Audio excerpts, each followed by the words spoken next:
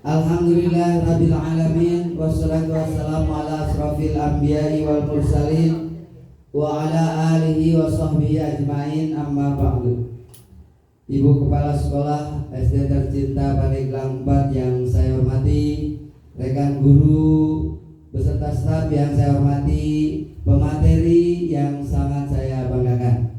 Izinkan pada kesempatan ini yang pertama marilah kita panjatkan syukur kehadirat Allah Subhanahu wa taala yang alhamdulillah dengan berbagai kenikmatan yang telah kita terima dari Allah, di antaranya nikmat iman dan Islam, sehat jasmani dan rohani, juga ditambah dengan sehat panca indera, yaitu di antaranya mata yang alhamdulillah kita bisa melihat. Pada hari ini dengan insyaallah pemaparan materi diseminasi aksi nyata budaya positif yang insyaallah akan disampaikan oleh guru kita, yaitu Bapak Haris Suta Wijaya SPD. Salawat dan salam semoga Allah selalu melimpahkan rahmat dan hidayah kepada Habibana wa Syafi'ana wa Maulana Muhammad sallallahu alaihi wasallam. Dengan kesehatan yang kita terima, izinkan saya untuk membacakan susunan acara yang sudah ada di meja saya yang diberikan oleh pemateri, diantaranya pembukaan, kemudian yang kedua sambutan dari Ibu Kepala Sekolah, yang ketiga penyampaian materi yang tadi dibacakan, selanjutnya acara lain-lain, dan yang kelima penutup atau doa. Untuk mengawali acara ini kita bermunajat kepada Allah Subhanahu wa taala, semoga acara ini dilancarkan, dilonsorkan dan dimudahkan dalam gerak untuk kehidupan kita semua. Amin ya Allah ya Rabbal Alamin. Ala hadihinnya wa kulli niyatin sholihah bi barakati umul Quran. Al-Fatihah.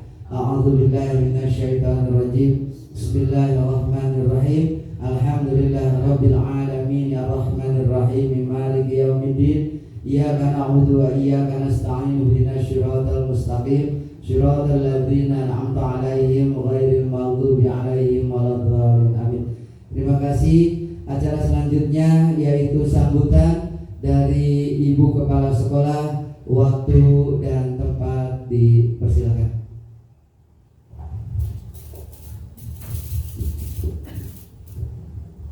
Terima kasih pembawa acara. Mohon izin. Bismillahirrahmanirrahim. Assalamualaikum warahmatullahi wabarakatuh. Waalaikumsalam warahmatullahi wabarakatuh. Alhamdulillahirabbil alamin. Assalatu wassalamu ala asyrofil anbiya'i wal mursalin wa ala alihi washabbihi ajmain. Rabbi shrah li sadri wa yassir li amri wahlul 'uqdatam min lisani yafqahu qawli. Yang terhormat pemateri, Bapak Ibu guru SD Negeri Pandeglang 4 yang saya banggakan dan yang saya cintai. Alhamdulillah kegiatan kita yang kedua ini dari pagi kita mendapatkan ilmu yang begitu banyak, dan yang kedua setelah zuhur ini kita akan mengikuti materi yang akan disampaikan oleh calon guru penggerak angkatan 9, yaitu Bapak Haris Suta Wijaya SPD, yang akan membawakan materi tentang diseminasi aksi nyata budaya positif. Mari kita saksikan, mari kita dengarkan. Aksi nyata ini bukan hanya tok sebagai calon guru penggerak, tapi kita semua guru-guru, ya. Nah, maka kita setelah kemarin kita mengisi PMM semuanya, alhamdulillah guru SD Pandeglang 4 ada yang sudah keluar SK sertifikatnya, dan yang belum sabar ya, kita nunggu antrian. Nanti kalau sudah di ACC mungkin nanti akan keluar juga. Nah, untuk lebih nyata, lebih kita paham, nanti mari kita simak bersama. Alhamdulillah yang sangat saya bersyukur guru-guru SD Pandeglang 4 ini semua bersemangat karena mengikuti program pemerintah tentang guru penggerak, di mana guru penggerak ini adalah merupakan sebuah, ya kalau mungkin sekarang baru himbauan, yuk ikuti, ayo ikuti. Dari angkatan pertama sampai angkatan 11 ini sudah dibuka, ya. 9 Pak Haris alhamdulillah lolos, 10 Ibu Iyah masih dalam proses, 11 nanti ada Miss Anti, ya. Nah, ini adalah mungkin ke depan Bapak Ibu ini merupakan suatu keharusan, ya, bagi yang sudah ditentukan maksimal 50 ya, 50 tahun ke bawah itu harus mau tidak mau ya, karena ini nanti yang dikhawatirkan secara pribadi harus bagaimana nanti nih guru-guru ke depan. Sedangkan yang sekarang aja untuk calon-calon kepala sekolah adalah harus mempunyai sertifikat guru penggerak. Ya, saya mah tidak berminat jadi guru, apa jadi kepala sekolah. Tidak seperti begitu. Mungkin nanti ada sesi lain yang mengharuskan guru harus mempunyai sertifikat guru penggerak. Ya, kita ingat S1 dari SMA, dari SPG masih diterima. Dengan proses waktu, maka S1 harus semuanya mau tidak mau. Tahap awal masih gratis. Tahap selanjutnya mau tidak mau bayar dengan kantong sendiri. Nah, ini yang dikhawatirkan ke depan. Mumpung masih ada kesempatan, hari ini terakhir tanggal 27 ditutup CGP angkatan 11. Mari yang belum isi bersama-sama. Lolos tidak lolos bukan masalah, tapi kita mencoba dulu ya. Itu saja mungkin. Pak Aris sukses selalu. Semoga sampai tahap akhir Pak Aris dinyatakan lulus dan ilmunya berbagi dengan rekan-rekan semua. Sekalipun sudah tidak masuk kategori Bu Hera, Bu Tati, Pak Ustadz, berikan ilmunya kepada mereka. Ibu pun mendekati masa purma, masih ingin untuk menuntut ilmu dan mengambil hikmah-hikmah dari apa yang diberikan oleh Pak Aris. Terima kasih, itu saja perlu disampaikan. Mari kita semangat untuk mengikuti sesi kedua tentang diseminasi budaya positif. Selamat kepada Pak Aris. Itu saja, terima kasih. Wassalamualaikum warahmatullahi wabarakatuh. Waalaikumsalam warahmatullahi wabarakatuh. Terima kasih Ibu atas sambutan dan motivasinya kepada seluruh rekan guru SD Negeri Pandeglang 4. Untuk selanjutnya yaitu acara pokok, yaitu materi tentang budaya positif, diseminasi aksi nyata yang akan disampaikan langsung oleh pemateri. Dalam hal ini waktu dan tempat dipersilakan kepada yang terhormat Muhammad Harisutawijaya SPD, dipersilakan. Izin berdiri Ibu. Baik, terima kasih. Assalamualaikum warahmatullahi wabarakatuh. Sehat semuanya Bapak Ibu? Oke. Sebelum kita ke materi, saya punya SD dulu ya sebentar. Saya punya sulap. Sulap ini. Oke. Boleh tangan Bapak Ibu seperti ini. Ya. Ya, di kepal. Si telunjuknya lurusin. Saya punya sulap itu semakin ditahan, perhatikan telunjuknya semakin merapat. Telunjuk ibu akan semakin merapat, semakin ditahan semakin menempel, semakin ditahan semakin susah. Tahan jangan sampai menempel. Bergerak, semakin bergerak semakin menempel, merapat, merapat, bisa ditahan? Oke, sekarang lebih susah. Sekarang jari tengah. Telunjuknya turunin. Jari tengah. Oke, siap. Sekarang jari tengah. Jari tengah dibuka, ya. Semakin ditahan semakin susah, merapat, semakin menempel, semakin ditahan semakin merapat. 1, 2, 3 semakin merapat, nempel, jangan nempel, tahan Ustaz. Jangan nempel. Oke. Oke, tahan konsentrasi. Oke, bisa ditahan? Oke, terima kasih. Tepuk tangan dulu semuanya. Terima kasih. Jadi itu untuk SPG sebentar ya Ustaz. Oke. Sekarang ini mungkin tugas dari serangkaian pendidikan guru penggerak modul 1.4. Jadi dalam guru penggerak ini ada 3 modul yang harus dipelajari. Dalam satu modul itu ada 4 anaknya. 1.1, 1.2, 1.3, 1.4. Ini 1.4. Jadi setiap 4 kita harus ya aksi nyata. Nah sekarang angkatan 9 ini sudah memasuki modul 2.1, yaitu tentang pendidikan berdiferensiasi.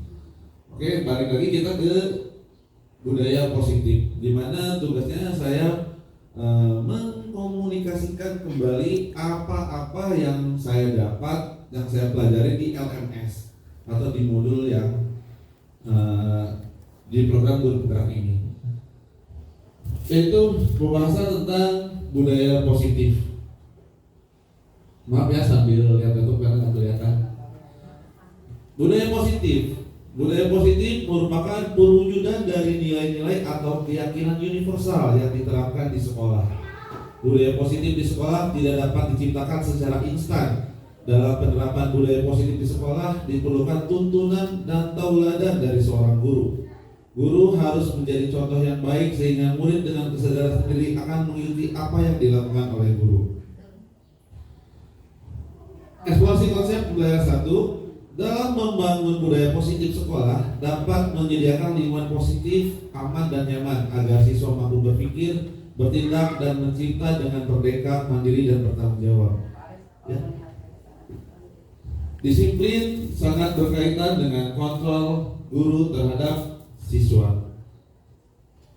Nilai-nilai kebajikan universal. Nilai-nilai kebajikan universal adalah sifat-sifat positif manusia yang merupakan tujuan mulia yang ingin dicapai setiap individu. Nilai-nilai tersebut bersifat universal dari lintas bahasa, suku, bangsa, agama maupun latar belakang. Setiap perilaku perbuatan memiliki suatu tujuan, itu menurut Dr. William Glasser. Kemudian dengan mengaitkan nilai-nilai kebajikan yang diyakini seseorang, maka motivasi intrinsiknya akan terbangun, sehingga menggerakkan motivasi dari dalam untuk dapat mencapai tujuan mulia yang diinginkan. Nilai-nilai kebijakan yang ingin dicapai oleh setiap anak Indonesia kita kenal dengan profil pelajar Pancasila, di mana ada 6 seperti yang kita ketahui. Profil pelajar Pancasila yang pertama beriman, bertakwa kepada Tuhan Yang Maha Esa dan berakhlak mulia. Yang kedua mandiri, ketiga bernalar kritis, keempat berkebinekaan global, yang kelima bergotong royong, yang keenam kreatif. Contoh nilai-nilai kebajikan universal yang bisa kita terapkan di sekolah yaitu keadilan, tanggung jawab, kejujuran, bersyukur, lurus hati, berprinsip, integritas, kasih sayang, rajin, komitmen, percaya diri, kesabaran, dan masih banyak lagi. Konsep-konsep inti budaya positif. Di sini kita akan membahas ada 6 materi yang berkaitan dengan budaya positif.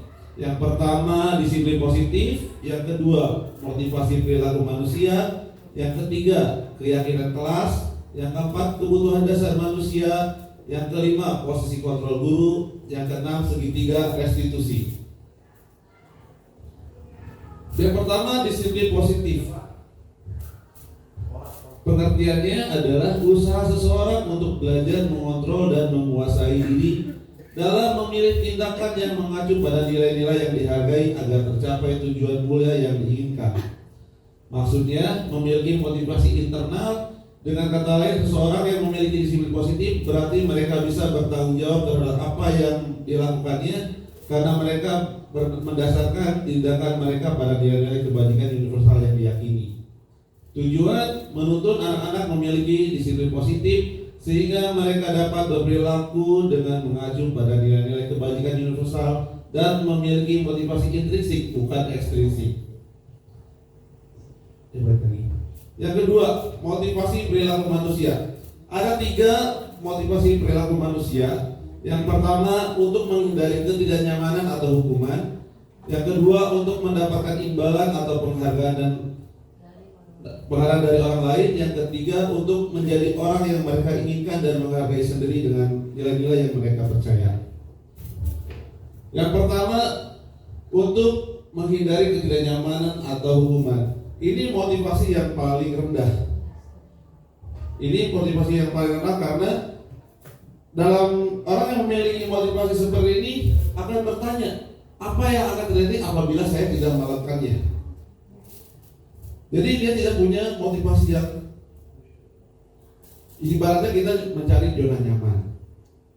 Contohnya kalau kita misalkan kita tidak mau ikut guru penggerak contoh karena terlalu pusing, takut tuntutan. Nah, itu karena pengen zona nyaman. karena tidak ada, karena menghindari ketidaknyamanan, karena nyaman dengan posisi sekarang gitu. Yang kedua, untuk mendapatkan imbalan dari orang lain. Nah, dalam motivasi ini orang ini akan bertanya apa yang akan saya dapatkan apabila saya melakukannya. Jadi orang lain ini setiap melakukan itu pasti meminta imbalan. Mungkin contoh ya, dalam pendidikan guru penggerak. Apa sih yang saya dapatkan kalau ikuti guru penggerak? Jadi kepala sekolah, jadi pengawas. Nah, itu mungkin tujuan. Jangan dijadikan tujuan, harusnya itu jadi bonus. Nah, bagusnya yang ketiga, untuk menghargai diri sendiri. Jadi dalam orang yang seperti bertanya, saya akan menjadi orang yang seperti apa bila saya melakukannya. Nah, contoh, bila saya ikut guru penggerak, saya akan jadi apa nanti ke depannya. Mungkin gitu yang harus. Jadi ini motivasi internal. Yang dua motivasi di atas itu motivasi eksternal, karena terpengaruh dari luar. Karena takut hukuman. Misalkan kalau di sekolah tidak mengerjakan PR, maka dia harus mengerjakan PR karena takut menerima hukuman dari guru. Itu. Kemudian yang ketiga, keyakinan kelas. Apa itu keyakinan kelas? Merupakan sebuah nilai-nilai kebajikan yang telah disepakati secara tersirat dan tersurat. Keyakinan kelas dibentuk secara bersama-sama, maka dari itu sudah menjadi tanggung jawab para siswa untuk menaatinya tanpa adanya paksaan. Keyakinan kelas adalah salah satu disiplin positif yang bisa kita terapkan dalam membangun budaya positif di sekolah.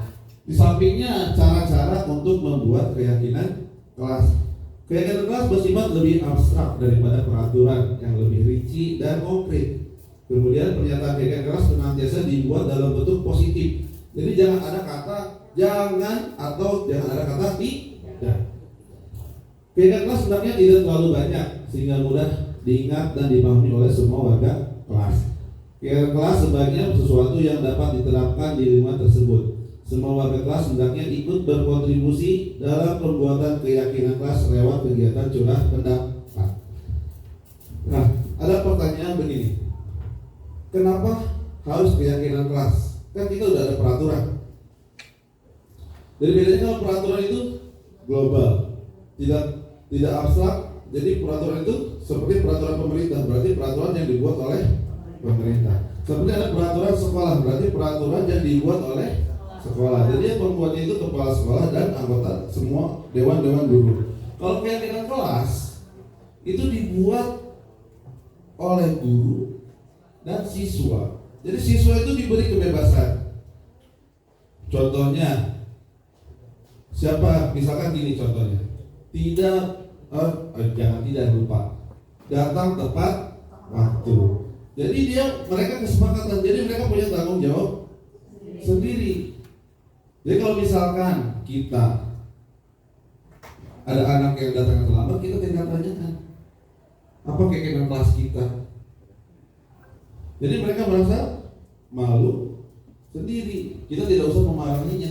Kita tinggal tunjukkan keyakinan kelas itu. Jadi keyakinan kelas ini nanti mungkin Bapak Ibu guru dapat diterapkan ya di kelas. Kalau saya agak susah guru PJOK. Nanti mungkin setelah ini baik dari kelas 1 sampai kelas 6 mungkin sebelum bagusnya tahun ajaran baru mungkin tapi nggak jadi masalah. Mungkin dari hari Senin atau mungkin setelah tahun ajaran baru dibuat keyakinan kelas. Jadi siswa boleh berpendapat mau apa lagi dengan kesepakatan bersama. Nah di sini ada pertanyaan. Buat satu keyakinan kelas dan kaitkan dengan nilai kebajikan. Kita kaitkan lagi ya, nilai kebajikan apa aja tadi. Contoh tadi yang saya kasih tahu, datang tepat waktu. Berarti dia nilai kebajikannya kemana? Ke tanggung jawab. Ini saya punya kertas, mungkin satu ya. Bapak Ibu boleh mencatatkan di sini. Punten Ibu. Punten. Saya bandingkan dulu ya.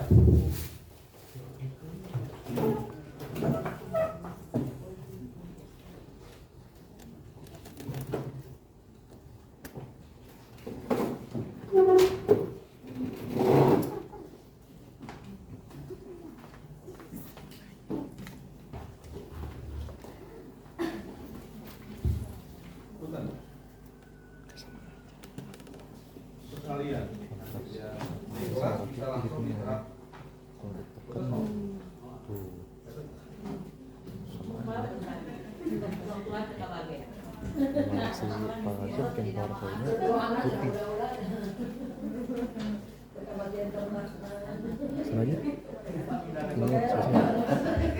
Oke, kalau sudah nanti kita bisa tempel di papan tulis. Sebenarnya udah bawa karton sebetulnya.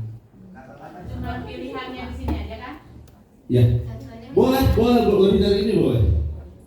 Mau contoh tadi, maaf ya. Pertanyaannya, dan buat satu geger kelas dan kaitkan dengan nilai kebajikan. Jadi contoh tadi datang tepat waktu, nilai kebajikan tanggung jawab. Wah, seperti itu. Baik.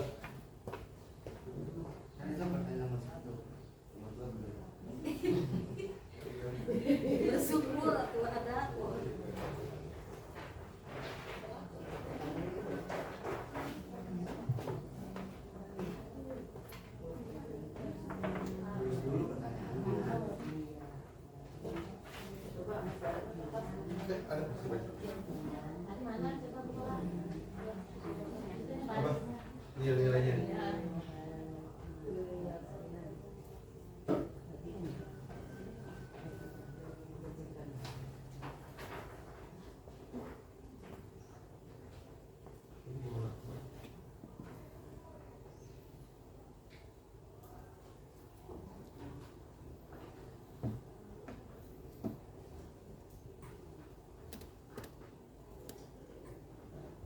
Kalau sudah nanti boleh ditempel di karton ya. Yang satu aja. Satu aja. Lain.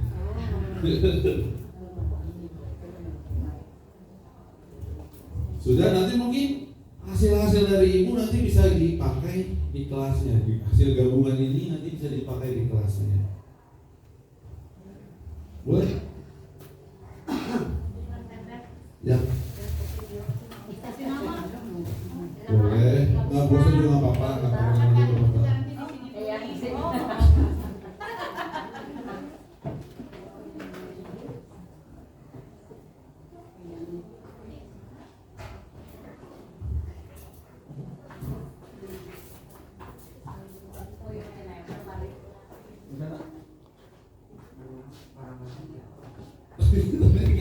Nggak apa-apa. Nggak apa-apa.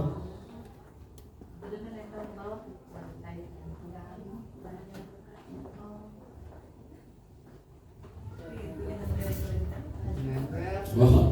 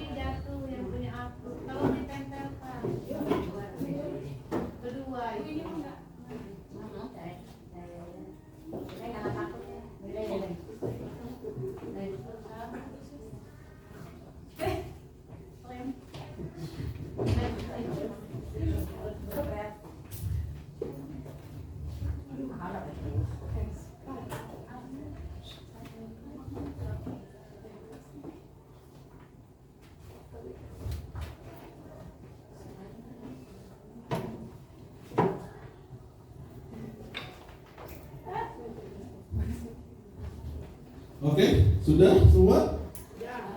Oke. Kita nanti bahas satu-satu ya. Sudah betul atau enggak sesuai dengan nilai kebajikannya ya. Ya.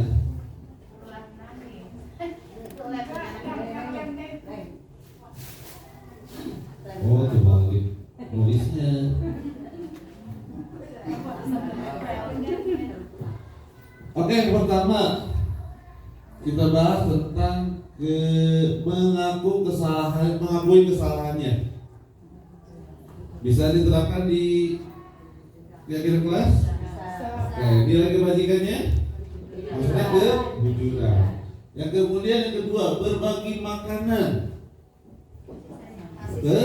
Kasih sayang. Kemudian melaksanakan piket berdasarkan jadwal, tidak melaksanakan pada waktunya, dijadwalkan besok sepakati mengganti pelaksanaannya. Tanggung jawab. Membuang sampah kering terpisah dengan sampah basah. Bekas es, batu, kepot, dan permen karet dibuang ke bungkusnya lagi. Masuk ke tanggung jawab. Ya, mengerjakan pekerjaan rumah. Nilai kebajikannya tanggung jawab atau komitmen bisa ya. Kemudian tidak menyalahkan orang lain saat melakukan kesalahan. Tanggung jawab. Bisa kejujuran juga bisa. Kemudian lagi keyakinan menjaga kerapihan dan kebersihan kelas. Maksudnya tanggung jawab juga ya. Selalu mengucapkan alhamdulillah atas apa yang kita dapat. Bersyukur. Dengan sesama harus saling menghargai. Maksudnya kemana? Bisa ke saling menghargai, bisa saling menghormati, bisa ya. Buat ke sekolah harus memakai baju seragam. Disiplin. Mungkin itu juga maksudnya ke peraturan ya. Karena kan itu spesifiknya ke komitmen bisa ya. Selanjutnya melaksanakan piket. Tidak mencontek piket memberikan tugas atau PR. Kejujuran bisa ya. Melaksanakan tugas dari guru, yaitu memberikan PR. Tanggung jawab. Lanjut, kerjakan tugas sendiri dan percaya diri. Tanggung jawab. Saya masih percaya diri ya. Maksudnya ini kerjakan tugas sendiri, ini percaya diri gitu ya. Komitmen. Lurus hati apa ya? Nilai kebajikan ini apa? Udah apa? Terus kebijakan dan kaitan dengan nilai kebajikan. Setiap datang ke sekolah, anak berjabat tangan bersalaman dengan semua temannya. Kasih sayang, saya integritas juga masuk. Melaksanakan sholat duha. Ya. Sebelum belajar dibiasakan membaca doa, mengisi soal dengan teliti, tutur kata yang baik dan sopan. Apa itu? Terus satu bisa ya. Tidak ngerti ya Bapak Ibu ya. Jadi kalau dalam membuat keyakinan kelas nanti itu harus mencakup nilai, mengandung nilai-nilai kebajikan universal ini. Kita lanjut ke kebutuhan dasar manusia. Kebutuhan dasar manusia adalah kebutuhan yang harus dipenuhi oleh setiap manusia. Semua yang dilakukan manusia memiliki tujuan tertentu dan merupakan usaha terbaiknya untuk mendapatkan apa yang diinginkan. Ada 5 kebutuhan dasar manusia. Yang pertama, kebutuhan untuk bertahan hidup, kasih sayang dan rasa diterima, kebebasan, kesenangan, dan penguasaan. Kebutuhan bertahan hidup. Kebutuhan bertahan hidup atau survival adalah kebutuhan yang bersifat fisiologis untuk bertahan hidup, misalnya kesehatan, rumah, dan makanan. Kebutuhan biologis sebagai bagian dari proses reproduksi termasuk kebutuhan untuk bertahan hidup. Komponen psikologis pada kebutuhan ini meliputi kebutuhan akan perasaan aman. Kemudian kebutuhan kasih sayang dan rasa diterima. Kebutuhan ini dan 3 kebutuhan berikutnya adalah kebutuhan psikologis. Kebutuhan untuk disayangi dan diterima meliputi kebutuhan akan hubungan dan koneksi sosial. Kebutuhan untuk memberi dan menerima kasih sayang dan kebutuhan untuk merasa menjadi bagian dari kelompok. Kebutuhan ini juga meliputi keinginan untuk tetap berhubung dengan orang lain seperti teman, keluarga, pasangan hidup, dan teman kerja. Yang ketiga, kebutuhan penguasaan atau kebutuhan pengakuan atas kemampuan.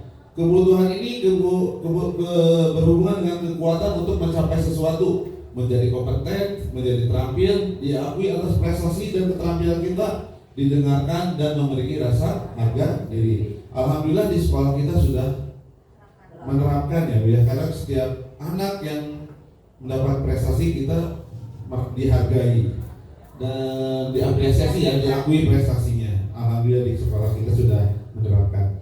Kemudian kebutuhan kesenangan, kebutuhan untuk merasa senang. Kebutuhan akan kesenangan adalah kebutuhan untuk mencari kesenangan, bermain dan tertawa. Bayangkan hidup tanpa kenikmatan apapun betapa pendidikan. Glaser menghubungkan kebutuhan akan kesenangan dengan belajar. Jadi di setiap mengajar kita sebaiknya menyisipkan hal-hal yang menyenangkan. Misalkan dalam menyisipkan game-game atau permainan-permainan yang menyenangkan, karena kodrat anak itu adalah bermain. Belajar ya. Kemudian kebutuhan akan kebebasan, kebutuhan akan pilihan. Kebutuhan untuk bebas adalah kebutuhan akan kemandirian, otonomi, memiliki pilihan dan mampu menentukan arah hidup seseorang. Anak-anak dengan kebutuhan kebebasan yang tinggi, menginginkan pilihan, mereka perlu banyak bergerak, suka mencoba-coba, tidak terlalu terpengaruh orang lain, dan senang mencoba hal baru dan menarik. Mungkin hal ini juga bisa di kita bisa mungkin di eskul ya. Jadi anak-anak kan punya kemampuan, minat dan bakat yang berbeda-beda. Jadi kita beri kebebasan. Jadi kita tidak memaksakan mereka harus ikut ini. Tapi kalau misalnya tidak suka, itu susah untuk berkembangnya. Ini yang kelima yaitu posisi kontrol guru. Nah ini yang harus benar-benar kita pahami. Ada 5 posisi kontrol. Nah ini juga saya menemukan hal-hal yang baru di dalam materi yang ini ya. Yang pertama sebagai penghukum, kedua sebagai pembuat rasa bersalah, yang ketiga sebagai teman, yang keempat sebagai pemantau, dan yang kelima sebagai manajer. Kita bahas satu persatu. Sebagai penghukum, seorang penghukum bisa menggunakan hukuman fisik maupun verbal. Orang yang menjalankan posisi penghukum senantiasa mengatakan bahwa sekolah memerlukan sistem atau alat yang dapat lebih menekan murid-murid lebih dalam lagi. Contoh-contoh yang biasa dikatakan oleh guru yang bertindak sebagai penghukum: patuhi aturan saya atau awas. Kamu selalu saja salah. Pasti selalu yang terakhir selesai. Guru seperti ini senantiasa percaya hanya ada satu cara agar pembelajaran bisa berhasil, yaitu cara dia. Ini posisi kita, dan posisi ini yang biasa sering saya lakukan kepada siswa. Kalau setiap ada siswa yang salah, saya pasti kamu, sambil dengan kata-kata yang keras. Ternyata itu salah dan bisa menimbulkan efek negatif buat kita. Satu, apa efeknya? Anak akan menjadi dendam, akan dendam ke kita dan akan diingat biasanya seumur hidup. Contoh saya juga masih ingat nih, waktu SMP saya pernah ditempelin sama guru. Walaupun bukan atas kesalahan saya sendiri, dia sengaja menegur anaknya jatuh, nangis masih kecil, dicambuk. Itu sampai ingat sampai sekarang. Jadi hati-hati mungkin ya. Ini juga pembelajaran buat saya juga sekarang lebih berhati-hati untuk memberi hukuman kepada anak. Kemudian yang kedua itu membuat rasa bersalah. Pada posisi ini biasanya guru akan bersuara lebih lembut. Membuat bersalah akan menggunakan keheningan yang membuat orang lain merasa tidak nyaman, bersalah atau rendah diri. Guru yang posisi seperti ini biasanya mengatakan, ibu sangat kecewa sekali dengan kamu. Berapa kali Bapak harus memberitahu kamu, gimana coba kalau orang tua kamu tahu kamu berbuat begini. Di posisi ini murid akan memiliki penilaian diri yang buruk tentang diri mereka. Murid merasa tidak berharga dan telah mengecewakan orang-orang yang disayangnya. Membuat rasa bersalah ini kelihatannya memang bagus karena kita menggunakan kata-kata yang lebih baik. Tapi ternyata ada dampaknya kepada si siswa. Siswa ini merasa bersalah banget. Jadi siswa bisa sifatnya bisa lebih ke diri itu apa namanya? Nah, bisa lebih menyendiri. Jadi pesimis, lebih menyendiri karena merasa sangat bersalah kepada guru atau kepada orang lain, kepada orang tuanya sendiri. Kemudian bertindak sebagai teman. Pada posisi ini tidak akan menyakiti murid, namun akan tetap berupaya mengontrol murid melalui persuasi.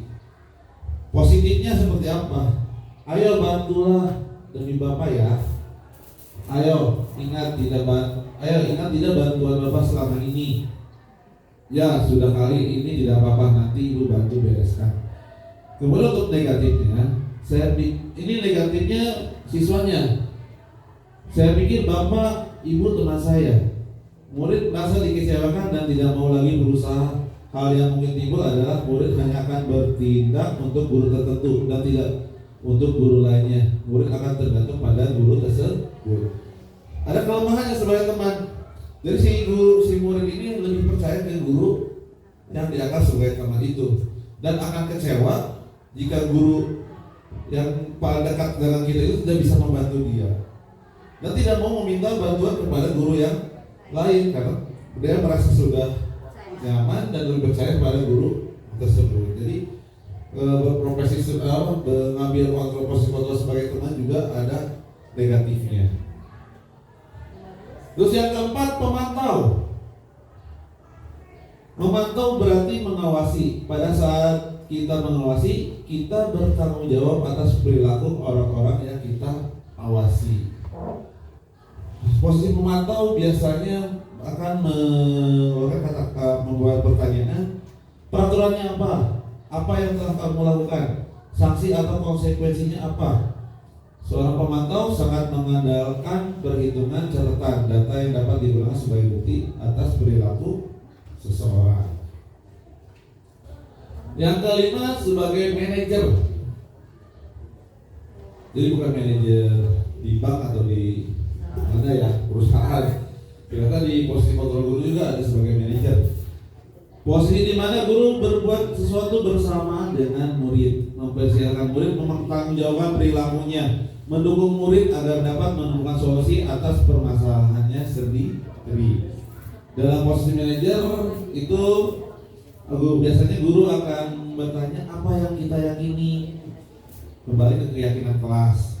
Kemudian apakah kamu meyakininya? Jika kamu meyakininya, apakah kamu bersedia memperbaikinya?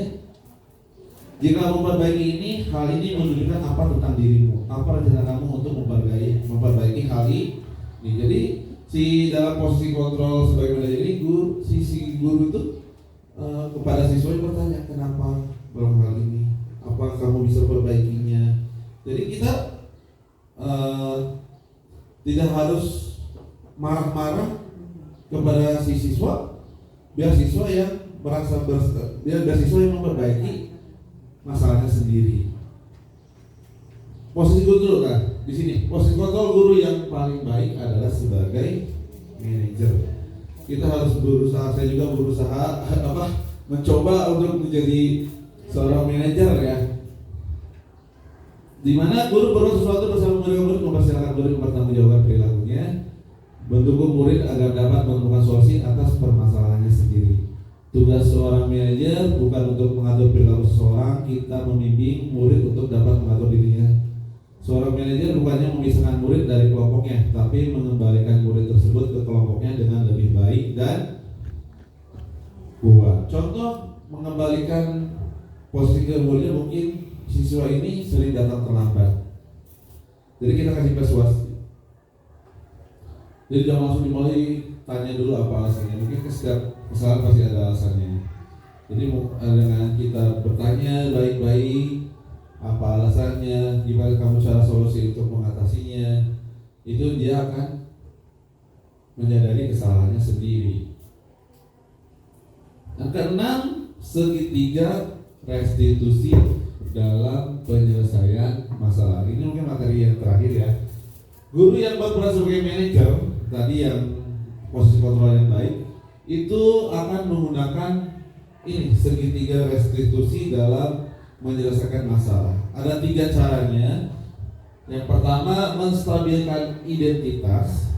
Yang kedua, validasi tindakan yang salah. Yang ketiga, menanyakan keyakinan. Dari menanyakan keyakinan itu bisa ke keyakinan kelas atau meyakini apa yang dia cita-citakan ke depannya. Kita bahas segitiga restitusi ya. Tadi udah dibahas ada 3, menstabilkan, validasi kebutuhan, dan menanyakan keyakinan. Apa itu menstabilkan identitas? Tujuannya untuk membuat anak yang merasa gagal karena berbuat salah menjadi positif terhadap dirinya. Guru berkata, berbuat salah itu hal yang manusiawi. Tidak ada manusia yang sempurna. Bapak, ibu juga buat salah. Kita pasti bisa menyelesaikan permasalahan ini. Bapak, ibu tidak tertarik untuk mencari tahu siapa yang benar, siapa yang salah. Bapak, ibu lebih tertarik untuk menyelesaikan masalah. Kalau kamu menjalankan dirimu sendiri terus-menerus, apa kamu bersikap baik pada dirimu sendiri? Jadi ini pertanyaan-pertanyaan awal untuk menstabilkan identitas siswa. Yang kedua, validasi kebutuhan. Tujuannya membantu murid mengenali basic atau kebutuhan dasar yang ingin dipenuhinya ketika melakukan kesalahan itu. Pada dasarnya setiap tindakan manusia tujuannya adalah memenuhi kebutuhan dasar. Apakah itu penguasaan, kebebasan, kasih sayang, dan rasa diterima, ketenangan, atau bertahan hidup. Dalam validasi kebutuhan ini, si guru akan bertanya, kamu bisa saja kan melakukan hal yang lebih buruk, tapi kamu tidak melakukannya kan? Kamu pasti punya alasan mengapa melakukannya. Apa yang penting bagi kamu? Kamu boleh tetap berusaha menjaga sikap itu, tapi tambahkan sikap yang lain yang baru. Maukah kamu belajar cara lain untuk mendapatkan apa yang kamu butuhkan tanpa harus memukul? Apakah kamu bisa melakukan dengan lebih baik lagi? Jadi tanya dulu kenapa si anak itu melakukan kesalahan. Yang ketiga, menanyakan keyakinan. Tujuannya anak melihat kesalahannya dihubungkan dengan norma sosial dan nilai-nilai yang mendasari manusia berinteraksi dengan orang lain. Di sini guru akan bertanya atau berkata, apa nilai yang kita percaya di kelas atau sekolah kita? Nilai-nilai universal apa yang telah kita sepakati? Kelas yang ideal itu seperti apa sih? Kamu ingin jadi anak seperti apa? Apa yang kamu rasakan ketika kamu melakukan itu? Kenapa kamu menjadi orang yang seperti apa? Mungkin salah pertanyaannya seperti itu. Mungkin yang ini nih. Nilai-nilai universal apa yang telah kita sepakati? Mungkin kita ditanya tadi, datang tepat waktu. Mungkin itu bisa dikatakan. Yakin apa ya kamu? Ya kelas kita datang tepat waktu. Mungkin suatu saat kamu jangan sampai kesiangan lagi. Di sini ibu ada satu kasus, boleh kita jawab bareng-bareng, bisa ditulis dulu. Bayu merupakan murid kelas 4. Setelah jam istirahat berakhir, semua murid masuk ke ruang kelas. Namun Bayu masih asik bermain bola di lapangan. Ia bahkan memasukkan tentang berakhirnya jam istirahat. Ia memang sengaja terus melanjutkan bermain bola karena menyukai kegiatan tersebut. Hal itu tentunya tindakan yang kurang baik. Ia akan tertinggal materi pelajaran karena telah masuk kelas. Juga akan mengganggu konsentrasi teman-teman kelasnya karena masuk ruang kelas di tengah kegiatan belajar berlangsung. Kita coba mengisi dengan menggunakan segitiga restitusi. Baik lagi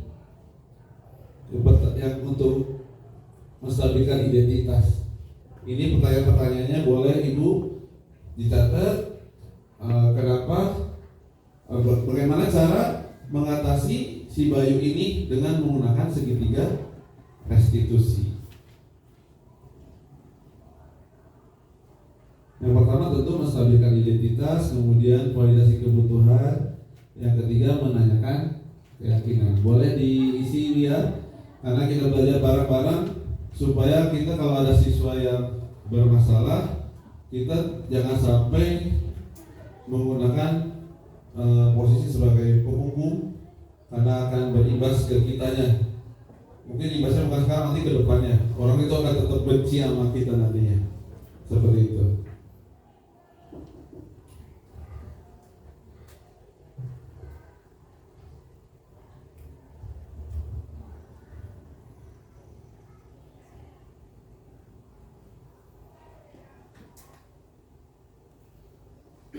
Boleh, kita menstabilkan identitas.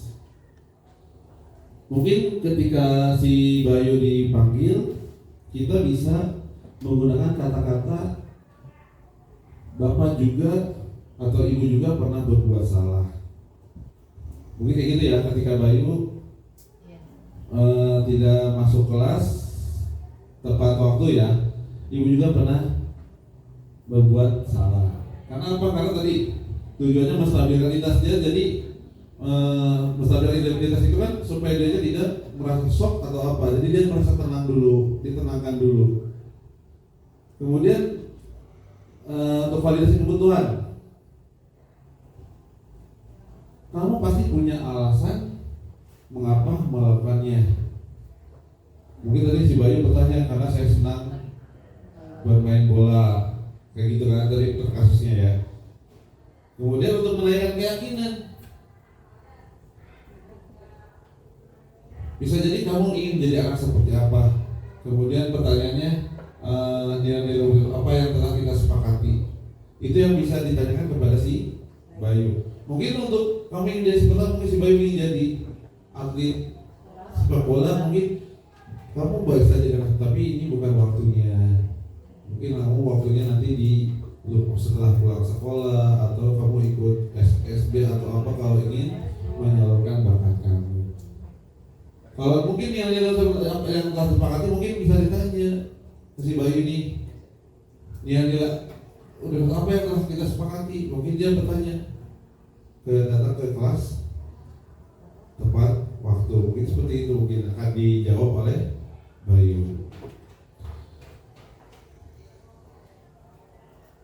Oke, terima kasih Ibu, Bapak. Semoga bisa mendapat ilmu yang bermanfaat dari presentasi ini.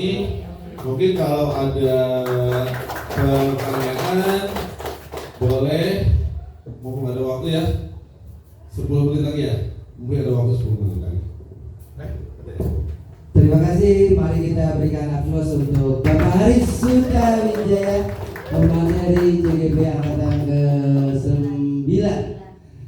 Baik Bapak dan Ibu, barangkali apa yang disampaikan oleh Bapak Haris Sutawijaya ada hal yang mau ditanyakan. Kami buka dengan 2 termin, 1 termin 1 orang. Jadi hanya 2 orang yang boleh bertanya.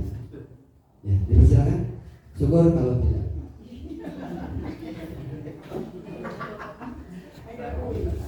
Silakan yang mau bertanya, mangga untuk pertanyaan pertama. Silakan Bu Devi, mangga. Mau nanya apa? Mau nanya nggak tadi ngaju? Oh enggak. Yang siapa? Bu Yai, mangga. Nanya loh. Ya. Boleh nanya? Ya silakan.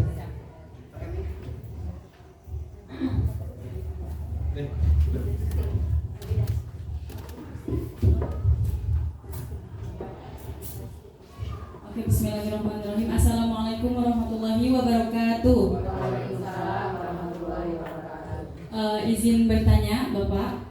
Jadi tadi kan untuk menghadapi anak yang seperti dalam pertanyaan itu Bayu ya. kita bisa menggunakan segitiga apa tadi? Restitusi. Nah, apabila misalnya anak ini sudah kita lakukan dengan metode tersebut, tapi tidak ada perubahan misalnya, sedangkan mungkin itu yang dirasa cara yang tepat untuk menghadapi anak seperti itu, lalu langkah ke depannya apa sih yang harus kita lakukan agar tidak membuat anak merasa bersalah, agar tidak membuat anak merasa terintimidasi atau merasa dirinya menyendiri karena disalahkan. Nah, caranya seperti apa? Karena kan mungkin pada situasi yang ada banyak anak-anak yang sudah dengan berbagai cara tapi masih saja seperti itu. Nah, terima kasih. Wassalamualaikum warahmatullahi wabarakatuh. Terima kasih Bu Yai, pertanyaannya bagus sekali ya. Bagaimana cara mengatasi siswa yang sudah kita menggunakan metode segitiga, tapi masih seperti itu? Tapi insya Allah Bu, setelah hasil diskusi, saya juga ada pertanyaan seperti itu ke fasilitator, jawabannya nggak mungkin. Karena dengan pertanyaan ini, siswa itu kita benar-benar dan cara-caranya nggak boleh harus berurutan. Jadi kita harus menstabilkan dulu, terus validasi kebutuhannya, terus menanyakan keyakinan. Kita tidak boleh menanyakan keyakinannya dulu. Jadi harus berurutan. Ya, nggak boleh. Kita melakukan validasi dulu, nggak boleh.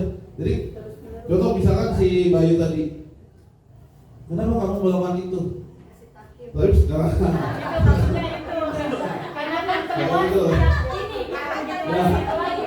kenapa kamu melakukan itu?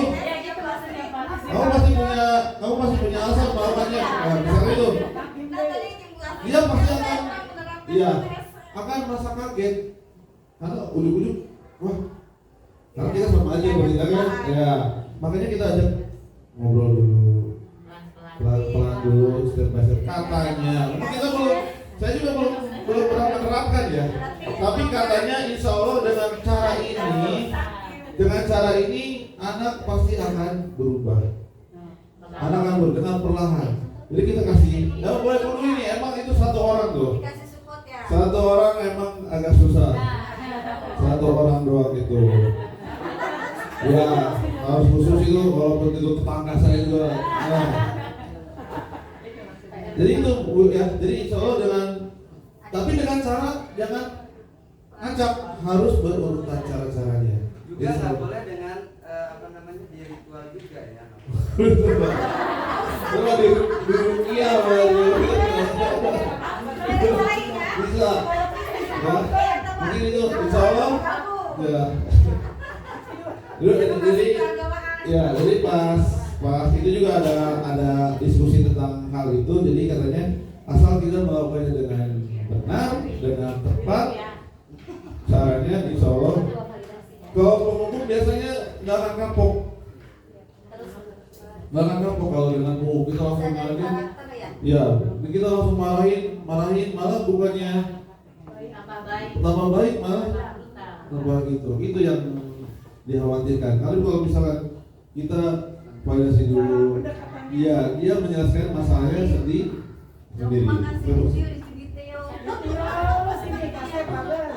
Terima kasih Pak Adit jawabannya. Bu Yai puas? Mudah-mudahan tidak puas dan tetap mencari. Ada waktu konfirmasi di belakang, sudah acung-acung tangan 6 menit lagi. Pertanyaan terakhir ada dari Bu Leli.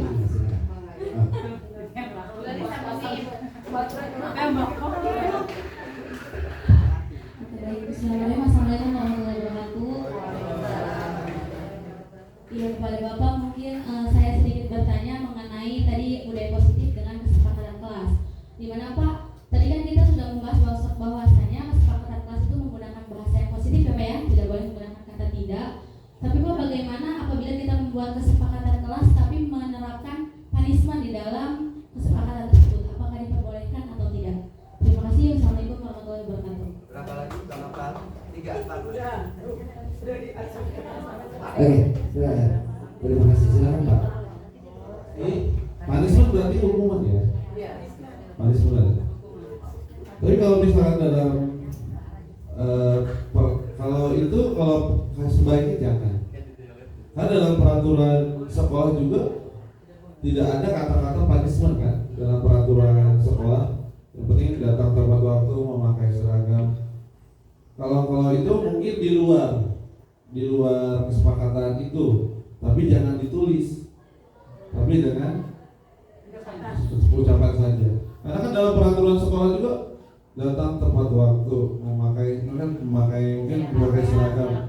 Kalau ditulis di situ memakai seragam, kalau tidak memakai seragam tidak boleh masuk sekolah. Kan terlalu panjang. Jadi mungkin itu punishment-nya tidak tertulis, cuma itu kita sepakati aja, bisa dengan punishment bisa, tapi dengan kesepakatan bersama. Apa nih? Misalkan konsekuensi anak yang tidak piket, mungkin dia piketnya jadi 2 hari. Jadi ke besoknya dari piketnya ngebantu piket ke temannya yang lain, ke hari yang lain, mungkin seperti itu. Apa punishment yang datangnya terlambat? Misalkan kesepakatan bersama. Jadi kita nggak usah menuntut lagi, dia pakai sendiri nanti. Kalau dia datang terlambat, berarti dia harus membaca. Misalkan membaca buku dulu di luar, misalkan seperti itu. Mungkin itu jawaban dari saya, Bu Leni. Ya. Untuk namanya jadi kesepakatan bersama dalam Ya, kelas gitu. ya dalam kelas. Jadi bisa disepakati. Oke, siap. Terima kasih. Terima kasih kepada Bapak dan Ibu yang sudah bertanya, tapi diwakili sama Ibu. Alhamdulillah selesailah sudah acara penyampaian materi yang disampaikan oleh Bapak Ari Sukawijaya. Mudah-mudahan bermanfaat buat kita semua. Amin. Dan kita selalu diberi kesehatan oleh Allah Subhanahu wa taala. Kepada pemateri kita berikan aplaus yang kedua.